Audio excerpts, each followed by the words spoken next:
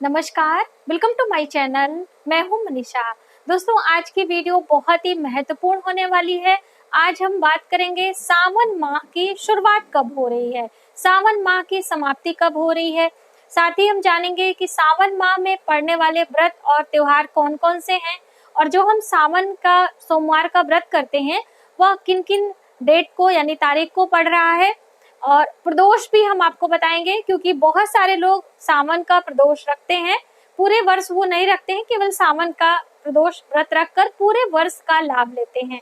जी हाँ दोस्तों, सावन माह में पड़ने वाले सभी व्रत और त्योहार अपने आप में बहुत ही महत्वपूर्ण माने जाते हैं, क्योंकि इस माह को भगवान शिव का प्रिय माह बोला गया है और सावन माह भगवान शिव को समर्पित भी है। तो भगवान भोलेनाथ के जितने भी प्रिय दर्शक हैं वह सभी इस वीडियो को बहुत ही ध्यान से देखें, जिससे सभी जानकारी आपको प्राप्त हो सके। और दोस्तों, यदि आप हमारे चैनल पर पहली बार आए हैं तो चैनल को सब्सक्राइब जरूर करें। सब्सक्राइब करने के लिए बेल आइकन को प्रेस करें, जिससे हमारी वीडियो की नोटिफिकेशन आपको सबसे पहले प्राप्त हो। दोस्तों, आपकी जानकारी के लिए बता दूं कि हमारे चैनल पर ज्योतिषीय सलाह की सुविधा प्राप्त है। यदि आपको इस प्रकार की कोई जानकारी चाहिए तो आप हमारे व्हाट्सएप नंबर पर संपर्क कर सकते हैं, और आप हमें कमेंट करके पहले बताएंगे, फिर हम आपको व्हाट्सएप नंबर देंगे। क्योंकि दोस्तों, इस तरह से व्हाट्सएप नंबर का बहुत सारे लोग मिसयूज कर रहे हैं, तो ये बहुत अच्छी बात नहीं है। तो आपको यदि सुविधा चाहिए तो आप बुकिंग कराएं, उसके बाद आपको ये सलाह प्राप्त होगी। चलिए वीडियो की शुरुआत करते हैं। दोस्तों, हम बात कर रहे हैं सावन माह की। सावन माह भगवान भोलेनाथ का प्रिय माह होता है, और इस महीने भगवान भोलेनाथ की यदि हम सूक्ष्म विधि से भी पूजा करते हैं तो उनकी अपार कृपा हमें प्राप्त होती है। लेकिन साथ ही हमें श्रद्धा भाव की आवश्यकता होगी। पूर्ण श्रद्धा भाव से हम कोई भी कार्य करते हैं तो वो भगवान को स्वीकार होती है। तो इसलिए आप चाहे अपने घर पे पूजा कर रहे हो या फिर आप शिवालय जा रहे हो, दोनों ही तरीके से आप पूजा कर सकते हैं। आप शिवलिंग की पूजा कर सकते हैं, शिव प्रतिमा की पूजा कर सकते हैं, यानी कि जो शिव परिवार होते हैं उनकी पूजा कर सकते हैं। किसी भी तरीके से आप पूजा करें, लेकिन पूर्ण श्रद्धा भाव से आपके सभी मनोकामनाएं भोलेनाथ पूर्ण करेंगे। दोस्तों, बहुत सारे लोगों के मन में संशय रहता है कि ये जो सावन में सोमवार पड़ते हैं इसका व्रत सिर्फ महिलाएं ही करती हैं, लेकिन ऐसा नहीं है। पुरुष भाई भी सावन के सोमवार का व्रत कर सकते हैं और अपनी मनोकामनाएं पूर्ण कर सकते हैं।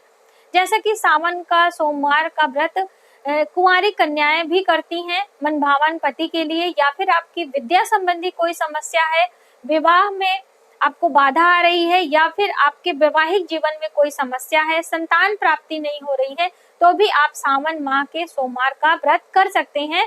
और सोमवार जितने पड़ते हैं, जैसे इस बार आपको 4 सोमवार प्राप्त हो रहे हैं। और सावन माह की शुरुआत कब से हो रही है ये भी हम जानेंगे।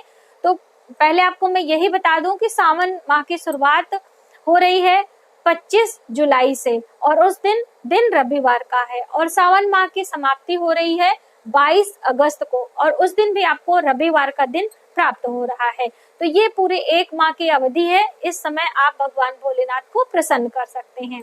पहला सोमवार प्राप्त हो रहा है 26 जुलाई को। जैसे कि 25 जुलाई को ही प्रतिपदा तिथि है, उसी दिन से सावन माह की शुरुआत हो रही है, दिन रविवार है। और उसके दूसरे दिन जो पहला सोमवार है वह 26 जुलाई को व्रत किया जाएगा। और दूसरा जो सोमवार आपको प्राप्त हो रहा है वह 2 अगस्त को पड़ रहा है। तो 2 अगस्त को आप दूसरे सोमवार का व्रत करें। साथ ही दोस्तों, तीसरा सोमवार का व्रत 9 अगस्त को किया जाएगा, तीसरा सोमवार का व्रत। और चौथा सोमवार का व्रत 16 अगस्त को किया जाएगा। 16 अगस्त को चौथा और आखिरी सोमवार का व्रत पड़ेगा। और यदि आप लगातार इसे 16 सोमवार तक पूरा करना चाहते हैं तो आप बिल्कुल कर सकते हैं। यदि आप सिर्फ सावन माह का रखना चाहते हैं तो आप चौथे सोमवार को उद्यापन कर सकते हैं। बिना उद्यापन किए आपका व्रत संपूर्ण नहीं माना जाता है। कोई भी व्रत हो, आप सावन के सोमवार का व्रत कर रहे हो या फिर प्रदोष व्रत कर रहे हो, या फिर जैसे कि सावन माह में ही गौरी मंगला का व्रत रखा जाता है सावन माह के मंगलवार को दिन। ये भी व्रत बहुत ही महत्वपूर्ण होता है। इसके बारे में जानकारी हम आपको नेक्स्ट वीडियो में शेयर करेंगे दोस्तों, कि इस व्रत की विधि क्या होती है और कैसे आपको व्रत करना होता है। दोस्तों, ये तो जानकारी थी कि सावन माह के जो सोमवार है वह हमें किन किन तारीखों को मिल रहे हैं और कितने मिल रहे हैं। अब हम जानते हैं कि सावन माह में जो प्रदोष हमें मिलेंगे वह किन तारीखों को मिलेंगे। तो सावन माह में जो पहला प्रदोष व्रत है, जैसे कि शुक्ल पक्ष और कृष्ण पक्ष दो पक्ष होते हैं और दोनों में एक एक प्रदोष आपको प्राप्त होते हैं। तो जो पहला प्रदोष व्रत है वह आपको 5 अगस्त को प्राप्त हो रहा है। उस दिन आपको दिन गुरुवार मिल रहा है, तो आप पहला व्रत करें। और दूसरा जो प्रदोष व्रत है वह 23 अगस्त को हो रहा है, तो 23 अगस्त को शुक्रवार का दिन पड़ रहा है, तो आप दूसरा करें। इसी महीने दोस्तों रक्षाबंधन का पर्व मनाया जाता है, जो कि सावन माह की पूर्णिमा को मनाया जाएगा, जो कि 22 अगस्त को पड़ रहा है। जैसे कि मैंने बताया कि सावन माह की जो समाप्ति है वह 22 अगस्त को होगी, तो उस दिन पूर्णिमा तिथि होगी और उसी दिन आपको रक्षाबंधन का त्योहार मनाना है। और इस महीने में हरियाली तीज पड़ती है, हरियाली अमावस्या पड़ती है। और दोस्तों इस महीने में पड़ने वाली एकादशी भी अपने आप में बहुत ही महत्वपूर्ण मानी जाती है। इस महीने जो एकादशी पड़ रही है वो पहली जो एकादशी है वो कामिका एकादशी है, जो कि कृष्ण पक्ष में पड़ेगी। और शुक्ल पक्ष की जो एकादशी है वह पुत्रदा एकादशी है, जो कि अपने आप में बहुत ही महत्वपूर्ण है। यदि आपको पुत्र या संतान की प्राप्ति नहीं हो रही है तो आप पुत्रदा एकादशी का व्रत करें और अपनी मनोकामना पूर्ण कर सकते हैं। तो ये थी जानकारी कि सावन माह में कितने सोमवार और कितने प्रदोष व्रत पड़ रहे हैं और साथ ही कौन कौन से पर्व और ही महत्वपूर्ण हैं। तो आप इन सभी पर्वों को कर सकते हैं और अपनी मनोकामना पूर्ण कर सकते हैं। दोस्तों बहुत सारे लोगों का प्रश्न था जो कि हम इस सावन सोमवार के व्रत से संबंधित है, तो इसमें हम जरूर शामिल करना चाहेंगे। बहुत सारे लोगों ने पूछा था कि क्या हमें सावन के सोमवार में घर पे पूजा करनी चाहिए या फिर शिव मंदिर जाकर।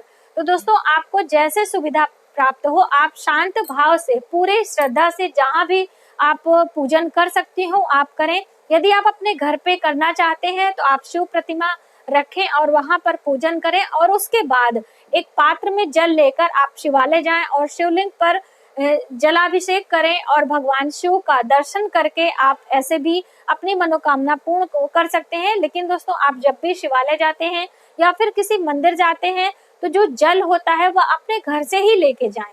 इससे आपके पूरे परिवार पर भगवान शिव की कृपा प्राप्त होती है। बहुत सारे लोग मंदिर का ही जल लेकर मंदिर में अर्पित करते हैं, उसका लाभ हमें थोड़ा कम मिलता है, इसलिए हो सके तो आप अपने घर से ही जल लेकर जाएं।